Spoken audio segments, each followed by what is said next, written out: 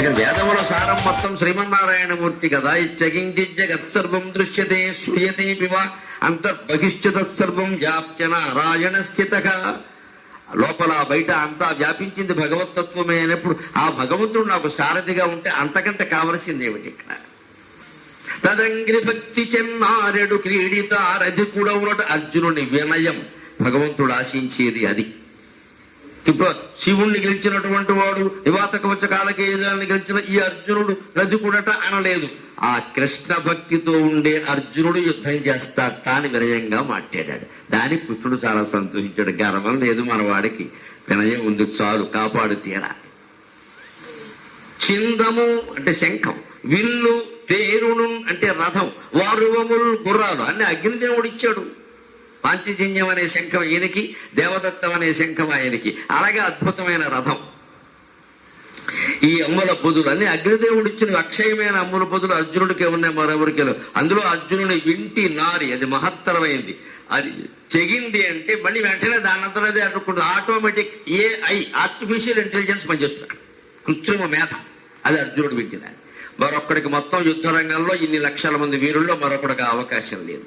కర్ణార్జునుడికి ఇద్దరికి ద్వంద్వ యుద్ధం జరిగినప్పుడు కర్ణుడు అర్జునుడు వింటి నారిని 25 సార్లు దగ్గొడతాడు. 25 సార్లు తెగినప్పుడల్లా వింటి నారి తెగింది కదా, మరో విల్లు అందుకోవాలి కదా, లేకపోతే దీన్ని మళ్ళీ బిగించుకోవాలి కదా. ఈ బిగించేలో వేసేద్దామంటే అప్పటికే అర్జునుడు బాణాలు వేస్తున్నాడు. అది బిగిసిపోయింది. అది దేవదత్తమైనటువంటి ధనుస్సు. కర్ణుడుగా ఆ యోగం లేదు. ఆయన వింటి నార దిగితే మళ్ళీ కింద నుంచి ఇంకో వింటి నార నక్క నరంతో చేస్తారు దాన్ని. ఆ నక్క నరం నారులు ఒక 16 నారులు అక్కడ పెట్టి ఉంటాయి. తీసుకుని కింద నుంచి పైకి బిగించుకోవాలి. ఈ బిగించుకునేలాగా వాడు వేస్తే విడిపోతాడు. అదో సమస్య. అర్జునుడికి ఆ సమస్య లేదు. ఆయన వింటి నారి తెగితే తక్కువ అతుక్కుపోతుంది అంతే. చిందము, విల్లు, తేరును, వరువముల్ మరి దివ్య వర్గము సంగినవంట. అనేక అస్త్రాలు ఉన్నాయి. వారుణాస్త్రం, వాయువ్యాస్త్రం, గారుడాస్త్రం, పర్వతాస్త్రం, బ్రహ్మాస్త్రం, బ్రహ్మ శిరోనామకాస్త్రం, ఆగ్నేయాస్త్రం అనేకం ఉన్నాయి. ఇవన్నీ ఎవరిచ్చారు? శివుడు మొదలైన వాళ్ళందరూ ఇచ్చినటువంటి అస్త్రాలు. శివుడు ఇచ్చినటువంటి అస్త్రం పనిచేయకుండా ఉంటుందా? ఆయుధం అంటే అలా ఉంటారు. సంగరమందెవడాగజాలెడిన్ అటువంటి వాడిని నేను సంగ్రామంలో ఉంటే ఇంకెవడాగుతాడనే ఉత్సాహం భక్తుడికి కలిగిందంటే భగవంతుడి పాత్ర పడకసీన్లో మొదలైందమ్మా, యుద్ధ రంగంలో మొదలవలా. సంగరమందెవడాగజాలెడిన్ అని చెప్పినటువంటి అర్జునుడు ఎక్కడ ఆగాడండి? మొదటి ఈయనే ఆగాడు. సేనయోరుభయోర్ మధ్య రథముస్థాపజమేచ్యుత అని అటు 11 అక్షోహిణుల సైన్యం, ఇటు 7 అక్షోహిణుల సైన్యం నిలబడగానే మధ్యలో రథం అట్టు పెట్టి బావా ఓసారి చూద్దాం అందాన్ని అంటే ఓసారి ఇలా వీడియో తీద్దాం అనుకున్నాడు పాపం జనాన్ని. చూసేసరికి ఆయనకి చెమట్లు పట్టేవారు. గాంధీవం సంసదే హస్తాత్వక్షేమ పరిదక్ష్యతే వ్యపదుశ్చ శరీరేమే రోమహర్షిజాయతే. అయిపోయింది. మానవ మనస్తత్వం ఎలా ఉంటుందో చూడండి. పడకసీమలో చెప్పిన కబురులన్నీ ఏమయ్యాయి? పడుకున్నాయండి. ఇంత యుద్ధాన్ని చూసి మనం భయపడ్డా? ఉత్తరంలాగా భయపడలేదు. భీష్ముడా, మట్టి బట్టలతో నేను రోడ్డు మీద ఆడుకుంటూ ఉంటే, మట్టి గుడ్డలతో ఉంటే నా మనవడని తీసుకొచ్చి ఒళ్ళో కూర్చోబెట్టుకున్నాడు. తన బట్టలు మట్టి అవుతాయని కూడా ఆలోచించరా? అటువంటి భీష్ముడిని నేను చంపాలా? ఇంతకంటే హింస ఉందా? ఆ పైన ద్రోణాచార్యులు కనపడ్డాడు. విల్లు ఎలా పట్టుకోవాలో, వింటి నారి ఎలా బిగించాలో, బాణం ఎలా ఎక్కువ పెట్టాలో చెప్పిన మహానుభావుడు బ్రాహ్మణుడే. ఈయన చంపితే గురుహత్యా దోషం, బ్రహ్మహత్యా దోషం 2 వస్తాయి. ఏమిటి యుద్ధం అని వైరాగ్యానికి లోనయ్యాడు. అది అశ్వత్థామ మీద కడిగిన. అయ్యో, ఒక మంచంలో పడుకున్నాం, ఒక కంచంలో తిన్నాం. వీళ్ళ నాన్నగారు ఆయనకి చెప్పని విద్యా రహస్యాలు కూడా నాకు చెప్పాడే.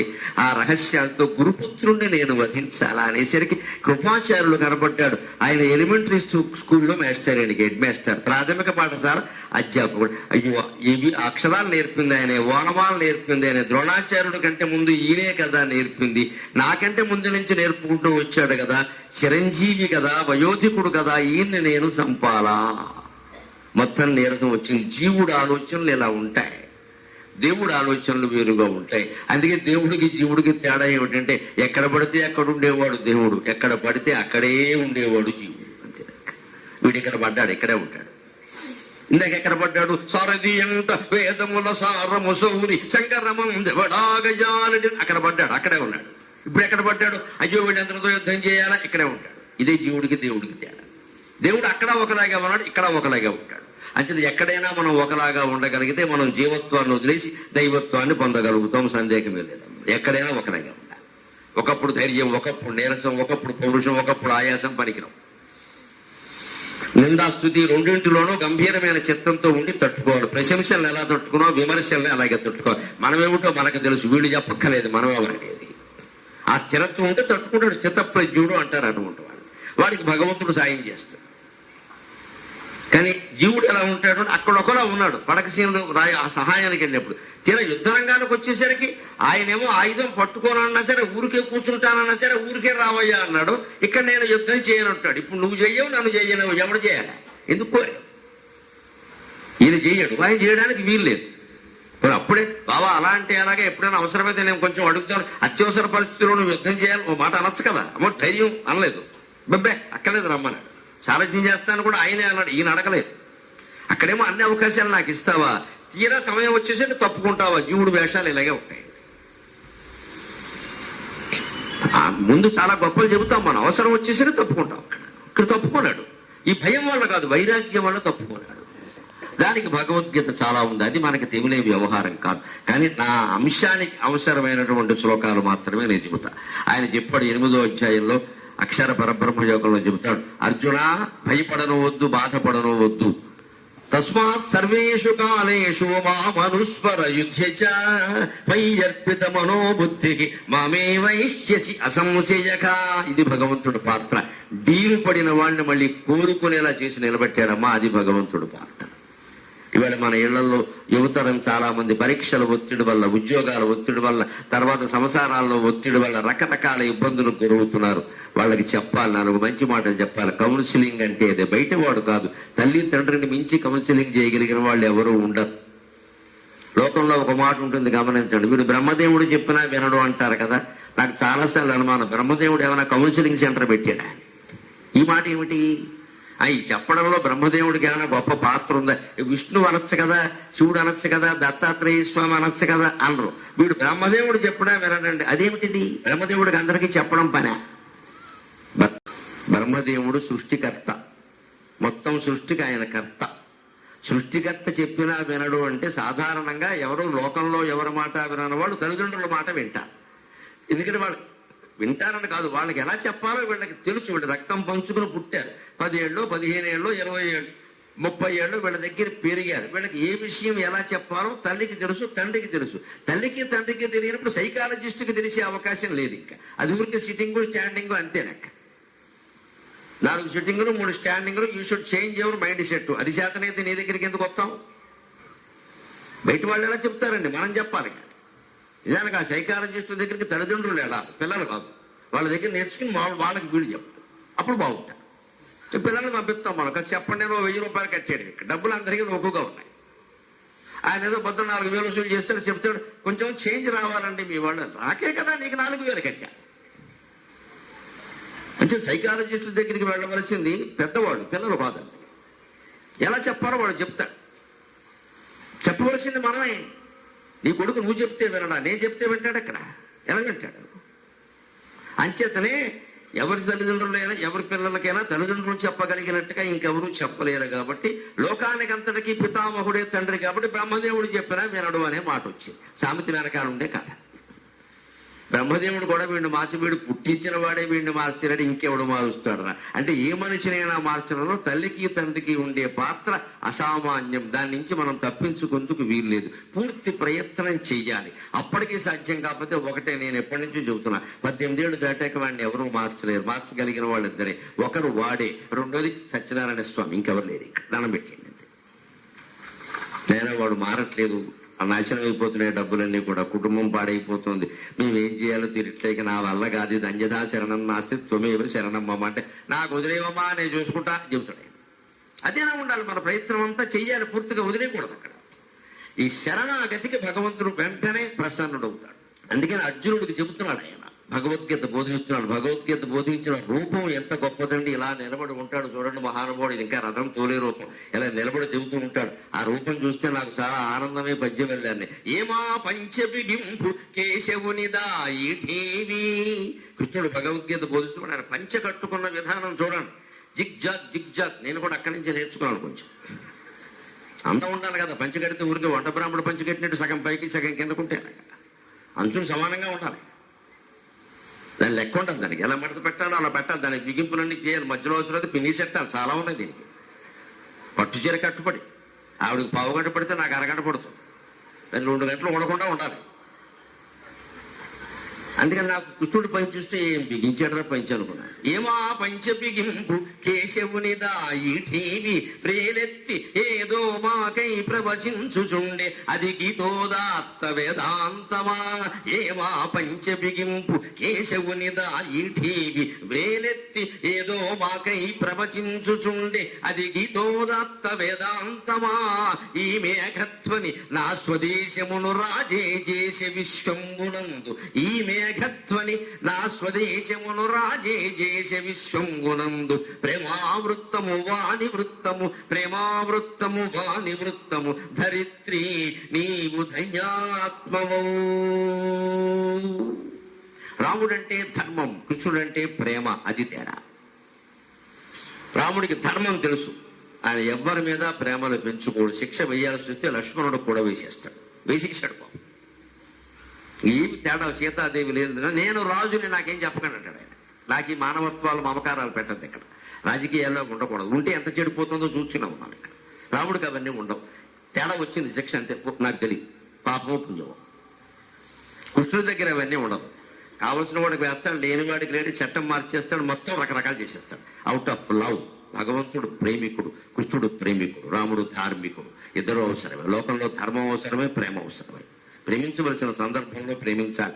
తేడా వస్తే ధర్మం అంటే ఎలా ఉంటుందో చూపించాలి, గోపం వాచిపోయేలాగా. కృష్ణుడు అవసరమే, రాముడు అవసరమే. కృష్ణుడిది ప్రేమ, ప్రేమావృత్తము వాణి వృత్తము. కృష్ణ చరిత్ర మొత్తం ఏ ఘట్టం చదివినా ప్రేమ ప్రేమ ప్రేమ ప్రేమ. ఆయన ఎవరిని ద్వేషించలేదు, శిశుపాలుని కూడా ద్వేషించలేదు, వాడు ద్వేషించాడు కదా. ధరిత్రి నీవు ధన్యాత్మవు. ఈ భూమండలమే ధన్యమైంది శ్రీకృష్ణుడి యొక్క జన్మ వల్ల. ఆయన బోధించింది భగవద్గీత. అందులో ఒక సామాన్యమైన మాట మనం ఆచరించదగింది చెప్తున్నా. తస్మాత్ సర్వేషు కాలేషు మామనుస్మర యుద్ధచ. ఇవాళ మనం చేస్తున్నది కూడా యుద్ధమేనా? మా జీవితంలో ఎవడు ఎక్కడ శాంతిగా ఉన్నాడండి? 70 ఏళ్ళు వచ్చిన మనిషికి శాంతి లేదు, 7 ఏళ్ల వాడికి కూడా శాంతి లేదు. వాడు చదివేది LKG, వీపు మీద 10 kg, చెద్దన్నం ప్యాకేజీ, వాటర్ బాటిల్ లీకేజీ. ఇన్ని కేజీలు ఉన్నాయి వాడు బతుకి. వాడికి శాంతి ఎక్కడో. LKG కూరాడు దగ్గర నుంచి కాటికి కాళ్ళు చాపుకున్న వాడి వరకు ఎవరికీ శాంతి లేదు. ఈయన 90 ఏళ్ళు వస్తే కాసుకుంటాడు. ప్రయాగ కుంభరాజుకి వెళదాం అనుకుని వెళ్ళలేకపోయా. యమధర్మరాజు దగ్గరికి వెళ్ళరాదా? నువ్వు ప్రయాగ కుంభరాజు అంటే ఏం చేస్తావు? ఇక్కడ కాళ్ళు చూపుతాడు. ఈయన 90 ఏళ్ళు ఉన్నాయి, ప్రయాగ ఎడతాడు. ఇక్కడ 42 కోట్ల మంది వెళ్ళారు, ఈ వెళ్ళాక 42 కోట్ల ఒకటి. వెళ్ళకపోతే ఏమైంది? ఇది పెట్టుకుంటారు ఇక్కడ. ఈ కోరికలా చంపేస్తాయి ఇక్కడ. తర్వాత జన్మలోనూ ఆ ప్రయాగ కుంభరాజులో అడుక్కునేవాడే పుడతాడు. వెళ్ళలేదన్నావు అక్కడే అడుక్కో ఒక 20 ఏళ్ళు. ఇదే మన పిచ్చి కోరికలంటే. ఏమిటో నేను వెళ్ళలేకపోయాను, మానేరాదు. ఆ గొడవ ఎందుకంటే వెళ్ళలేకపోతే మానే. శరీరాన్ని మించిన క్షేత్రం లేదు, మనస్సును మించిన తీర్థం లేదు, నీ జీవితాన్ని మించిన గ్రంథం లేదు, నీ అంతరాత్మను మించిన గురువు లేడు మిత్రమా. నువ్వేమనుకున్నా మంచిది. మన శరీరాన్ని మించిన క్షేత్రం లేదు, మన మనస్సును మించిన తీర్థం లేదు, మన జీవితాన్ని మించిన గ్రంథం లేదు. నీ జీవితం నువ్వు చదువు, రామాయణం వద్దు, భారతం వద్దు. చిన్నప్పటి నుంచి ఏం జరిగాయో, నువ్వు ఎలా ప్రవర్తించావో, తప్పు ఏమిటో ఒప్పు ఏమిటో తెలుసుకో, తప్పులు దిద్దుకో, ఒప్పులు సరి చేసుకో, అయిపోయింది. ఇంకేం తిరుగుతావు? ఊరికే ఏం చదువుతావు, ఏం చదివితే ఏం ఉపయోగం? నీ జీవితాన్ని మించిన గ్రంథం లేదు. పైగా ఆ గ్రంథాన్ని నీకు చెప్పగలిగింది మేమెవరం కాదు, నీ అంతరాత్మ చెబుతుంది ఏది తప్పు ఏది ఒప్పు. బయట వాళ్ళు చెప్పడం వేరు, అంతరాత్మ చెప్పడం వేరు. ఇతరులు ఎరుగుకున్న ఈశ్వరుడు ఎరుగడా. మనం తప్పు చేసామని మన మనసు చెబుతుంటే మళ్ళీ వాడి సర్టిఫికెట్ మనకెందుకండి? వాడు ఉప్పంటే ఉప్పు అయిపోతుందా? ఎవరి మనసు వాడు ఆలోచించుకుంటే ఈ గొడవలే ఉండవు అసలు. అందుకని అంతరాత్మ గురువు. ఇవన్నీ మన దగ్గరే ఉండగా ఎక్కడికో వెళ్ళడం ఏమిటి? సద్మామ ఇప్పుడే యుద్ధమేనండి. 1వ తరగతి చదివే వాడి దగ్గర నుంచి 101 ఏళ్ళు బతికిన వాడి వరకు యుద్ధమే చేస్తున్నాడు. అందులో అనారోగ్యాలతో భయంకరమైన యుద్ధం చేస్తున్నారు. అనారోగ్యం లేని వాళ్ళు లేరండి. 40 ఏళ్ళు రాగానే మోకాళ్ళు నొప్పుల మెట్లు ఎక్కలేకపోతున్నారు. 4 అడుగులు వేయలేరు, 2 మెట్లు ఎక్కలేరు 40 ఏళ్ళకే. ఈ యుద్ధం కాకపోతే ఏమిటి జీవితం? డబ్బులు బాగా ఉన్నాయి వాడి దగ్గర, ఏం ఆరోగ్యం లేదు, ఆనందం లేదు. పిల్లలు ఎక్కడున్నారు? అమెరికాలో ఉన్నారు. రేపు విమానంలో వస్తారు, బేడీలు వేసుకుని వస్తారు. ఇప్పుడు 2 విమానాలు వచ్చి ఇంకో 16 విమానాలు వస్తాయి. నేను మొత్తం నుంచి మొత్తుకుంటూనే ఉన్నాను, పంపించకండి వెళ్ళక. అనవసరం వాళ్ళు ఎన్ని గొడవ పెట్టినా ఒకటే లెక్కమ్మా. ఎక్కడా విశాల భావాలు, ప్రపంచమంతా ఒకటే కుటుంబం, గ్లోబల్ విలేజ్, ఇవన్నీ మాయమాటలమ్మా. ఎక్కడికెక్కడ ఎవడి జాతి, నేషనాలిటీ, జాతీయవాదం ఒక్కటే గెలుస్తుంది ఎక్కడైనా సరే. జాతీయవాదం ఒక్కటే. హలో గంజో మన వాళ్ళు మన దగ్గరే ఉంటారు. అమెరికా నుంచి వచ్చిన మన సోదరులకి ఆర్థికంగా స్వాగతం పలుకుదాం. ఒక్కొక్కరు ఇద్దరిని ఇంట్లో పెట్టుకుని పోషిద్దాం 6 నెలల పాటు. అవసరమైతే వాళ్ళందరూ మనవాళ్ళు, ఏమి ఇబ్బంది లేదు ఇక్కడ. హలో గంజో ఉన్న చోటే ఉంటారు, ఉన్న పని చేసుకుంటారు, ఉన్నది ఏదో తింటారు. ఎందుకు ఆ దిక్కుమాల దేశానికి వెళ్ళడం? బేడీలు వేసి పంపిస్తారా నా మనుషుల్ని? నా బిడ్డలు వచ్చినంత బాధగా ఉందమ్మా నాకు చూస్తే. వాళ్ళు ఎవరైనా సరే, నా బిడ్డలు మా శ్రీశ్రీ గోదావరిని అలా పంపారనుకున్నాను నేను. బేడీలు వేసి పంపిస్తారా? అంత నేరమా? చేస్తారమ్మా. అక్కడ ఉన్నది ట్రంప్, వాడు యమధర్మరాజు. వాడు ఎర్రగా ఉంటాడు, ఏమో నల్లగా ఉంటాడు, అంతే తేడా. వాడికి మానవత్వం లేదు. ఇప్పుడు ఇంటర్నేషనల్ క్రిమినల్ కోర్టుని శాసిస్తున్నాడు వాడు ఇక్కడ. ఇంకా ఇంటర్నేషనల్ క్రిమినల్ కోర్టు ఎందుకు? నెతన్యాహుకు అరెస్ట్ వారెంట్ జారీ చేశాట. క్రిమినల్ కోర్టు అంటే ఏంటి? ఇంటర్నేషనల్ జారీ చేస్తారు. నువ్వు జారీ చేస్తావా? నాకు ఇష్టమైన వాడికి, మా ఫ్రెండ్కి నీ సంగతి చూస్తా, నీకు ఇచ్చే నిధులన్నీ కట్. ఇంకే ఇంటర్నేషనల్ ఏమిటి? అంచేత ఎప్పుడైనా సరే నేను సాగర ఘోషలో పద్యం రాసే ఇటువంటి దాని గురించి, నాజీ చర్యలు ప్రజలను రాజీ పడనీయలేదు. హిట్లర్ తర్వాతే మారిపోయింది ప్రపంచం అంతా, ఇప్పుడు కాదు, 2వ ప్రపంచ యుద్ధం తర్వాతే. నాజీ చర్యలు ప్రజలను రాజీ పడనీయలేదు. ఏ రజీ భ్రమలవి తొలగని ఏ జాతులకా జాతులలో జాతీయత స్థిరమగు రూపమునందెను. నాజీ చర్యల తర్వాత ప్రపంచంలో ఏ జాతి వాడు ఇంకో జాతి వాడిని నమ్మడానికి వీలు లేదండి. మనకి మిత్రుడైనా, శత్రువైనా, బంధువైనా మన భారతీయులేనమ్మా. విదేశీయులు ఎవరు మనకి ఏం కాలేదు, వాళ్ళు ఏం చెయ్యలేరు. వాళ్ళకి మనం చేయడం కూడా అనవసరం. ఈ గ్లోబల్ విలేజ్ మాట అంత తప్పుడు మాట ఇంకోటి లేదు అసలు. ఎందుకు వాళ్ళ గ్లోబల్ విలేజ్ అంతా? మన విలేజ్ లో దిక్కు లేకుండా పోయింది. విలేజ్ లో దుకాణాల్లో మనం ఏమీ కొనం, స్పెన్సర్ లో కొంటాం పట్టుకెళ్ళి. అక్కడ విలేజ్ లో షావుకారి గారు ఏమయ్యాడు పాపం, అప్పుల పాలయ్యాడు. మన కోసం ఎక్కడి నుంచో పట్టుకుని ఈ గ్రామంలో అమ్ముతూ ఉంటాడు ఆయన. ఆయనకి దుకాణం దిక్కు లేకుండా పోయింది. ఆయన దగ్గర కొనేవాళ్ళు. గ్లోబల్ విలేజ్ వల్ల ఎవరు సుఖపడ్డాడు? ఇవన్నీ పెద్ద పెద్ద రాజ్యాల వాళ్ళందరూ దోచుకోవడానికి పనికొస్తాయి, కానీ ఏమి సుఖాన్ని, శాంతిని ఇయ్యవి. ఎప్పుడు జాతీయవాదమే. మన బంధువులను, మన కులమనో, మన మతమనో, మన ప్రాంతమనో ఇదే కాస్త మన వాళ్ళు కాపాడతారు ఏదో రకంగా పిలిస్తే. నేను గుంటూరు వాడు, మీ ఇది తినాలి, మా అది తినాలంటే ఏదో కలుపుతాడు. ఇక్కడ మీది అమెరికా, మాది ఇండియా అంటే ఏం కలుస్తుంది? ఇక్కడ ఏదో ఒక అనుబంధం ఉండాలి కదా. ఆ జాతీయతే నిలబడుతుంది ఖచ్చితంగా. అందుకే ఇవన్నీ జాతీయవాద కావ్యాలే. మనం పిల్లలకి నేర్పవలసింది దైవభక్తితో పాటుగా దేశభక్తి. భారతదేశాన్ని ప్రేమించు, భారతీయుల్ని ప్రేమించు అని మనం పిల్లలకి చెప్పాలి ఖచ్చితంగా. మన ఇంట్లో పెట్టుకుని పోషించుకుంటామండి వచ్చే వాళ్ళందరినీ. ఆ మాత్రం 6 నెలలు తిండి పెట్టలేమా? మనవాళ్ళు కదా వాళ్ళందరూ. ఆ భావం ఉండాలి ఖచ్చితంగా. అందుకని చెబుతున్నాడు, జీవితం అంతా యుద్ధమేనయ్యా, కానీ యుద్ధంలో గెలవాలంటే మా మనుస్మర యుద్ధ, నన్ను స్మరించు, యుద్ధం చెయ్యి. ఎప్పుడు మనం యుద్ధం చేస్తూనే ఉండాలి. పోరాటం, కోర్టు పోరాటం కావచ్చు, వీధి పోరాటం, ఏదైనా కానివ్వండి. ఇంట్లో వదులాటం అనే మాట అనాలి తప్పదు. అనకపోతే కొన్ని పనులు అవ్వవు. మందలించాల్సిన చోట మందలించకపోతే పనులు అవ్వండి. కోపడతాడు, పని జరగలేదు కూడా కోపడతాడు. కాసేపు పడాల్సిందే. కోపిస్తువాడు అనుకోని అదో సర్టిఫికెట్ వదిలి, పని జరిగిందా లేదా? కోప్పడకపోతే కొన్ని పనులు జరగవు. కోప్పడాలి. అక్కడ ఒకటి, ఆ కోపం మనస్సులో ఉండకూడదు. రాముడే లెక్క. రాముడు కోపం రాదు, ఆయన తెచ్చుకుంటాడు. తెచ్చుకుని మళ్ళీ పంపేస్తాడు. వేసవకాలంలో మరకెత్తి పెట్టి లేదనుకోండి, ఇంట్లో ఏం చేస్తాం? ఉన్నవాడి ఇంట్లో తెచ్చుకుంటాం ఆవకాయ పెట్టడానికి, మాకాయ పెట్టడానికి. తెచ్చుకున్నాక ఏం చేస్తాం? వాడు ఊరుకుంటాడా? మనాడు పట్టుకెళ్ళి ఇచ్చేస్తాం. ఆ మరకెత్తి పెట్టి తెచ్చుకున్నట్టే కోపం తెచ్చుకోవాలి, మళ్ళీ ఇచ్చేయాలి. కోపం ఉండకూడదు. మనం అవసరానికి తెచ్చుకోవాలి. ఓ డ్రామా ఆడేయాలి, ఓ డైలాగ్ వేసేయాలి, డ్యామ్ డూమ్ అనాలి, అంతే. మనకి బీపీ రాకుండా చూసుకోవాలి, వాడికి రావాలి. మరి మనకే బీపీ వస్తే కోపం ఎందుకు? అంత కోపం మళ్ళీ ఇంక గుండెల్లో పెట్టుకోకూడదు. వాడు కోపడ్డాను తోలుడి చెప్పొద్దు, ఈ అహంకారం వద్దు. కోపడ్డం అయిపోయింది కదా, పని జరిగింది కదా, వదిలేసే విషయం. డూ ఇట్, లీవ్ ఇట్, అదే సిద్ధాంతం. Do it, leave it. Krishnamurthy గారు చెప్పేది అదే. డూ ఇట్, లీవ్ ఇట్, చేసి వదిలే. దాని గురించి గొప్ప చెప్పద్దు, బాధపడద్దు, దాని ఫలితం వదుస్తుంది.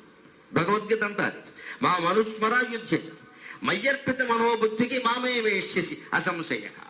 నాకు అర్పించినటువంటి బుద్ధి కలిగిన వాడి సంగతి వాడి బుద్ధి నాకు అర్పిస్తే నేను చూసుకుంటాను ఖచ్చితంగా అన్నాడు. అదే రకంగా భగవద్గీతలో ప్రమాణం చేసినట్టే ఆయన చూసుకున్నాడు అనడానికి ఉదాహరణ ఏమిటో తెలుసా? భీష్మ పర్వంలో యుద్ధం మొదలయ్యాక మీరు గమనిస్తే తెలుస్తుంది. 10 రోజుల పాటు ధర్మయుద్ధం జరిగింది. 11వ రోజు నుంచి మొదలైంది దిక్కుమాలిన సంతంత. భీష్ముడు పడ్డాడు, ధర్మం పడిపోయింది. నాయకత్వాన్ని బట్టి ఉండదు. భీష్ముడు ఎట్టి పరిస్థితుల్లో కౌరవుల్లో ఎవరిని గాడి తప్పనివ్వలేదు, తీస్తానని చెప్పాడు. 10 రోజుల్లో పాండవుల వైపు నుంచి కానీ కౌరవుల వైపు నుంచి అధర్మం జరగలేదు. కౌరవుల వైపు నుంచి కూడా భీష్ముడు కూడా చేయవలసిన యుద్ధం అంతా చేశాడు. ముఖ్యంగా 3వ రోజు భగవంతుడు ప్రత్యక్షంగా పాత్ర వహించవలసి వచ్చింది. 10 రోజుల్లో భీష్ముడిని ధాటికి తట్టుకోలేక 3వ రోజు మళ్ళీ 9వ రోజు 2 సార్లు ఆయన ఆయుధం పట్టే ప్రయత్నం చేశాడు. వ్యాసభారతం సాక్షి, ఒకసారి కాదు.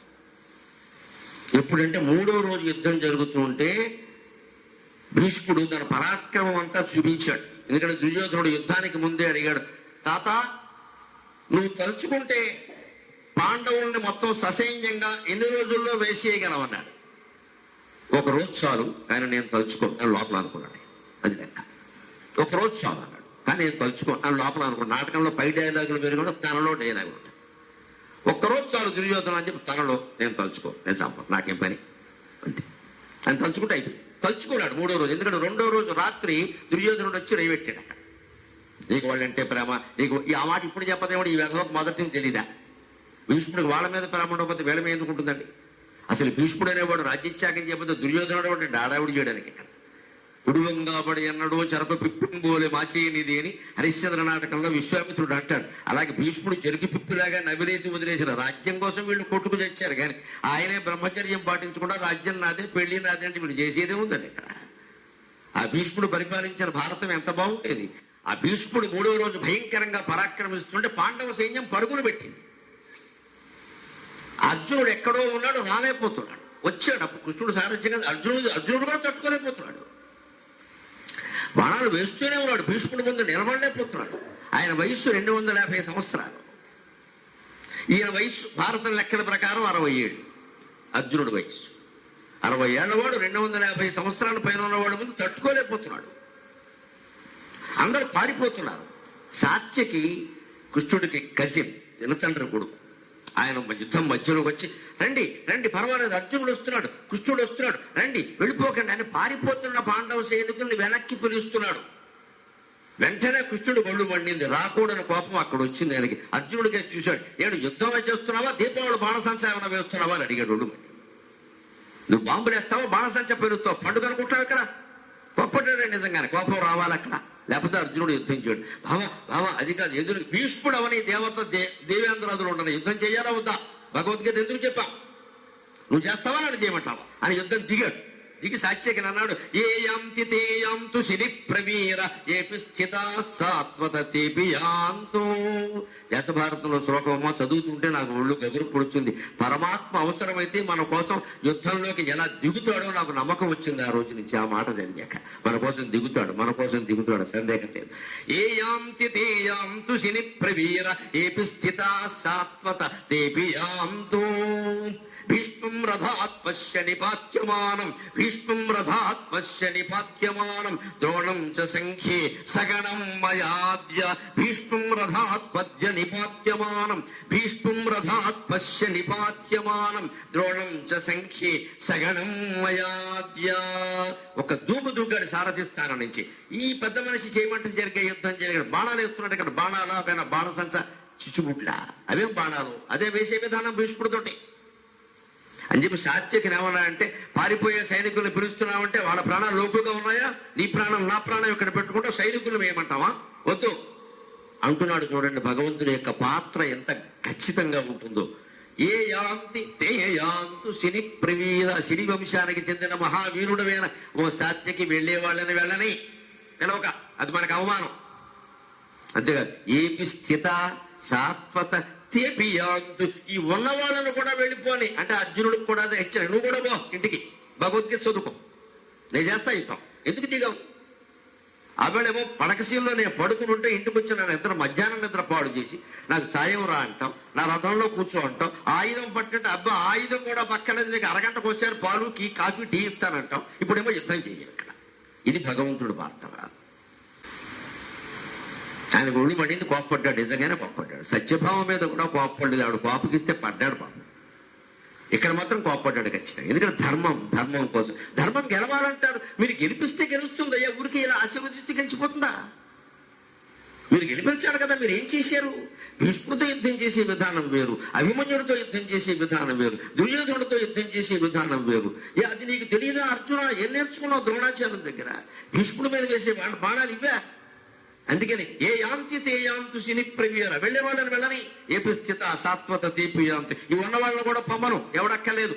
ఇప్పుడు చూడు నేనేం చేస్తాను. భీష్మం రథాత్ పశ్య నిపాత్యమానం, ఉన్నట్టుండి నేను ఎక్కడే నేల మీద నిలబడి భీష్ముడిని కింద పడేస్తా రథం ఇచ్చి. ద్రోణం చ సంఖ్యే సగణం మయాద్య, ద్రోణాచార్యుల్ని, ఆయనకి సహాయంగా వచ్చిన అశ్వత్థామని, ఆయనకు వచ్చినటువంటి గురువు శిష్య గణాన్ని మొత్తం అందరినీ సంఖ్యే ఈ యుద్ధంలో వేసి పారేస్తా, మీరెవరు యుద్ధం చేయరని నాకు అర్థమైంది అని ముందుకొచ్చాడు. అప్పుడు అర్జునుడు దిగొచ్చి కాళ్ళు పెట్టుకున్నాడు. బావా క్షమించు, నేను చేస్తా, ప్రాణత్యాగమైనా చేస్తా, నువ్వు ఆయుధం పట్టుకోవద్దు అని వెనక్కి లాగారు. అదిగో ఆ రూపాన్నే భీష్మయ్య కార్యశనాడు. భీష్ముడు స్మరించాడమ్మా, నా కోసం రథం యుద్ధం దిగాడు, నా కోసం యుద్ధం చేస్తున్నాడు. కృష్ణుడు ఎంత అందంగా ఉన్నాడు అన్నాడు. కోపగించిన కృష్ణుడు భీష్ముడికి అందంగా కనపడ్డాడు, అర్జునుడికి ప్రాణాంతకంగా కనపడ్డాడు. ఇది ఎమోషన్స్ తేడా అంటే ఇది. అర్జునుడికి ప్రాణాంతకంగా కనపడ్డాడు, భీష్ముడికి ఎలా కనపడ్డాడు? What a beauty! హయరింకాముఖ ధూళి ధూసర పరిణ్యస్థాలకోపేతమై, హయరింకాముఖ ధూళి ధూసర పరిణ్యస్థాలకోపేతమై, రయజాత శ్రమదోయ బిందుయుతమై, రాజిల్లు నిమ్మోముతో అజానుబాహుం అరవిందదళాయతక్షం రామం నిశాచర వినాశకరం నమామి. రామచంద్రుడి రూపం గుర్తొచ్చింది భీష్ముడికి, రామాయణం చదివినాడు కాబట్టి. ఏమందంగా ఉన్నాడు, అసలు ఇంత అందగాన్ని చూస్తున్నాను నేను, యుద్ధం పక్కనెట్టు వీడి చేతిలో చచ్చిపోయినా మంచిది అని ఆయన అందాన్ని వర్ణిస్తున్నాడండి. హయరింకాముఖ ధూళి దూసర పరిణ్యస్థానకోపేతమై, రయజాత శ్రమతోయ బిందుయుతమై, రాజిల్లు నిమోముతో జయమున్ పార్థునకిచ్చువేడ్క అని నా శస్త్రాగతిం చాలా నొచ్చియు పూరించు మగానుభావుని ఎదరో చింతింతు అశ్రాంతమున్. కుప్పించి ఎగసిన కుండలంబుల కంతి గగన భాగం వెల్ల కప్పి పొనగ, కుప్పించి ఎగసిన కుండలంబుల కంతి గగన భాగం వెల్ల కప్పి పొనగ, ఉరికిన నోర్వక ఉదరంబులోనున్న జగముల వేరేగున జగతి కదల, చక్రంబుతో దించి చనుదెంచు రయమున పైనున్న పచ్చని పటము జార, చక్రంబుతో దించి చనుదెంచు రయమున పైనున్న పచ్చని పటము జార, నమ్మితి నా లావు లగుబాటు చేయక మన్నించుమని క్రీడి మరల దిగువ కరికి లంఘించు సింగంబు కరణి మెరసి, నేడు భీష్ముని చంపుదు నిన్నుగాతు విడువు మర్జున అనుచు మద్విశిఖ వృష్టి తెరలి చనుదెంచు దేవుండు దిక్కు నాకు. ఇక్కడ గమనించండి, భీష్ముడు భయపడలేదు, బాధపడలేదు. ఇంత అందగాన్ని శ్రీమన్నారాయణమూర్తిని నా ఎదురుగా చూస్తున్నా, నేనంత అదృష్టవంతుణ్ణి. నా పరాక్రమం గురువుతో యుద్ధం చేసినప్పుడు కూడా ధన్యం కాలేదు పరశురాముడితో, ఇప్పుడు ధన్యమైంది. కృష్ణుడిని దించగలిగా కిందికి, నా కోసం దిగుతున్నాడు ఆయన. అంటే భగవంతుడి యొక్క ప్రేమ గమనించండి. కృష్ణుడు అంటే ప్రేమ, రాముడంటే ధర్మం. రాముడు ధర్మాన్ని తప్పడు, కృష్ణుడు ప్రేమ కోసం ధర్మం లేదు గర్మం లేదు, ఐ లవ్ హిమ్ అంటాడు అంతే. అది కృష్ణుడికి తేడా.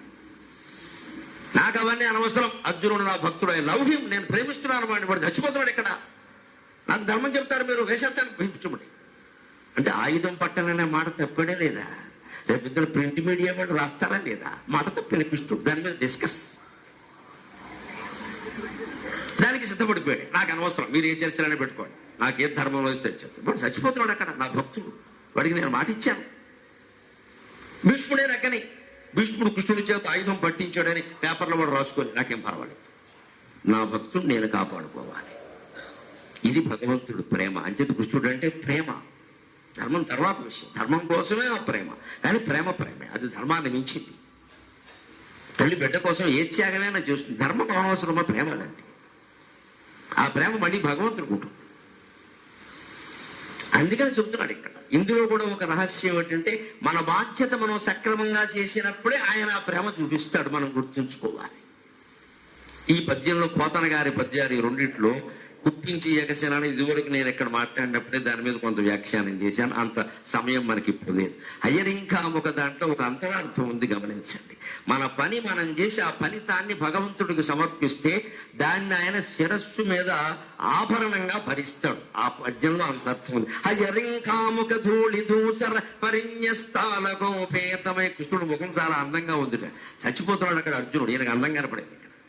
ఎవడు దృష్టి వాడిది ప్రపంచంలో.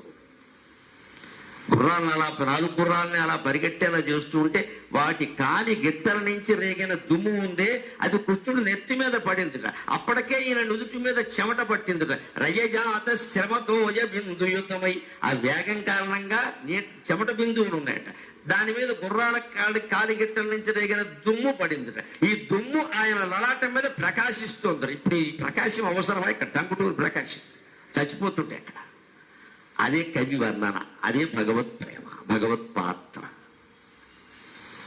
గుర్రాలు పరిగెడుతున్నాయి, వాటి కాలి గిట్టల నుంచి దుమ్ము రేగింది. రేగిన దుమ్ము కృష్ణుడు నెత్తి మీద పడింది. ఇక్కడ వర్ణంలో ఒక తేడా ఏమిటంటే సాహిత్యపరమైన అనౌచిత్యం అండి. సాహిత్యవేత్తలు ఒప్పుకోరు, పోతన గారైనా సరే. అనౌచిత్యం ఏంటంటే చెమట బిందువులు ఒక్కోసారి అందంగా ఉంటాయి, ముత్యాల బిందువుల్లో ఉంటాయి. చెమట బిందువులు ఒక్కోసారి అందంగా ఉంటాయి. కాళిదాసు వర్ణిస్తాడు. అమ్మవారి ముక్కుపొడకు వచ్చింది ఇక్కడ. ఆ ముక్కుపొడకు ఎలా వచ్చింది? శ్వేత బిందువుల సత్పాల లావణ్య నిశ్చింత సంతోష సందేహకుడు నాసికామౌక్తికే. అమ్మవారి కైలాసంలో కష్టపడి పని చేస్తుంది. పని మానేసి ఉంటుంది, అంతకంటే ఉంది. ఆవిడ పాపం చాలా కష్టపడింది. శివుడు అక్కడికి వద్దు నువ్వు చెయ్యవు, నన్ను చెయ్యలేవు అని ఆవిడ చూస్తుంటాం. చెమట పట్టింది. శివుడికి ఏం చేశాడు? చెమట పట్టినా ఎంత బాగున్నావు పార్వతి అన్నాడు. ఏం సొమ్మెం పోయింది. అది కాళిదాసు గమనించాడు. కవింటే అమ్మవారికి చెమట పట్టింది ఎక్కడ? నుదుటి మీద. ఆ నుదుటి మీద చెమట బిందువులు ఉంటాయి కదా, అక్కడి నుంచి ఆ చెమట బిందువులు ఇలా ముక్కు నుంచి జారేటి. మరి చెమట బిందువులు ఇలా జారుతాయి కదా, ముక్కు మీద ఇలా జారేటి. ఆ జారినప్పుడు ఏమైందిరా? ఆ పాల భాగంలో ఉండే చెమట బిందువులతో పాటు అమ్మవారి సౌందర్యం కూడా కొంత జారింది. ఆ పాల భాగంలో ఉండే సౌందర్యం ఉంది కదా, అష్టమీ చంద్ర విభ్రాజలి అలికస్థల శోభిత. ఆ పాల భాగంలో ఉండే సౌందర్యం కూడా ఈ చెమట బిందువుల ద్వారా కిందికి జారిందట.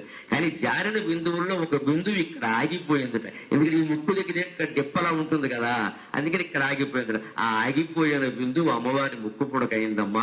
అది కాళిదాసు. శ్యామలా దండకంలో చెబుతారు. శ్వేత బిందువుల సత్పాల లావణ్య నిశ్చింత సంతోష సందేహకృం నాసికామోక్తికే సర్వమంత్రాత్మికే కాళికే. స్తోత్రాల వెనకాల ఇంత అంతరార్థాలు ఉన్నాయి. ఈ అర్థం తెలుసుకుని చదివితే మనస్సు లగ్నం కాకుండా ఉంటుందా? ఒట్టి పారాయణ చేస్తే అలాగనే మొత్తుకునేదంతా అది. అర్థం తెలిస్తే మనస్సు లగ్నం. ఎంత అందం. ఆ ముక్కు పొడకు మించి ఇలా జారయ్యా. అక్కడ బిందువు ఇక్కడ ఆగింది. ఎందుకని ఇక్కడ ఎత్తుగా ఉంటుంది కదా ముక్కు, డెప్పలాగా. ఆ డెప్ప మీద ఆగింది. ఆగిన బిందువు అక్కడే ఉండిపోయింది. కుట్టేసేట ముక్కు పొడక అయిపోయిందంటే అది ముక్కు పొడక. ఇంత గొడవ చేయాలని చేస్తాడు ఆయన కవి కాళిదాసు, మహాకవి. అదే అందం. మరి ఆ స్తోత్రాలు చదువుతుంటే ఈ భావన ఉండాలి మనకి. అలాగా శ్రీకృష్ణుడి యొక్క చెమట బిందువులు అందంగా ఉండదు. చెమట అందంగా ఉండొచ్చు, కానీ దుమ్ము అందంగా ఉండదండి. ఇక్కడ దుమ్ము పడింది. హయరింకామొక ధూళి దూసర పరిణ్యస్థాలకోపేతమై.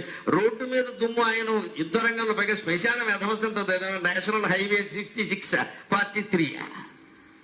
శ్మశానంలో దుమ్ము రేగితే ఆ దుమ్ము కృష్ణుడు నుదుటి మీద పడితే అది అందంగా ఉండే ఆయన ఆభరణంగా ఎలా భావిస్తారండి? దుమ్ము అందంగా ఉంటుందా? ఎవరైనా ఒక మగ ఆయన బయటికి వెళ్ళి సంతకు వెళ్ళి రోడ్డు మీద బండి మీద వచ్చి మొహం అంతా దుమ్ము కొట్టుకుని వచ్చాడు, భార్య అందంగా ఉన్నా ఉంటుందా? ముందు స్నానం చేయమంటుందా? ఏమందంగా ఉంటాడండి? దుమ్ము కొట్టుకుపోయిన మొగాడు చెమట పట్టిన అందంగా ఉండొచ్చు, ముందుకొచ్చిన అందంగా ఉండొచ్చు. దుమ్ము పడితే అందంగా ఎలా ఉంటే ముందు స్నానం చేయని వెంటంటే నేను ఎలా ఉన్నాను ఆయన అడిగినా సరే ఇంకా అడుగుతున్నావు, సిగ్గు లేకపోతే సరే స్నానం చేయడం. మరి దుమ్ము పట్టినటువంటి కృష్ణుడు ఎలా అందంగా ఉంటాడండి? అక్కడే ధార్మిక రహస్యం, భగవద్గీత రహస్యం అంతా. ఆ దుమ్ము ఎలా వచ్చింది? గుర్రాలు పరిగెట్టడం వల్ల రేగిన దుమ్ము నన్ను మన్నింతురుగాక. భగవద్గీత అర్జునుడు మాత్రమే వినలేదండి, అశ్వాలు కూడా విన్నాయి. మనం గమనించాలి. అక్కడ 4 అశ్వాలు ఉన్నాయి. మనకి అర్థం కాకపోవచ్చు భగవద్భాష, అన్ని జీవులకి అర్థం అవుతుంది. అది మౌనమే నీ భాష ఓ మోగ మనస. అశ్వానికి అర్థమైంది. అశ్వాలు ఏమనుకున్నాయంటే కర్మణ్యేవాధికారస్తే మా ఫలేషు కదాచన అన్నాడు ఆయన.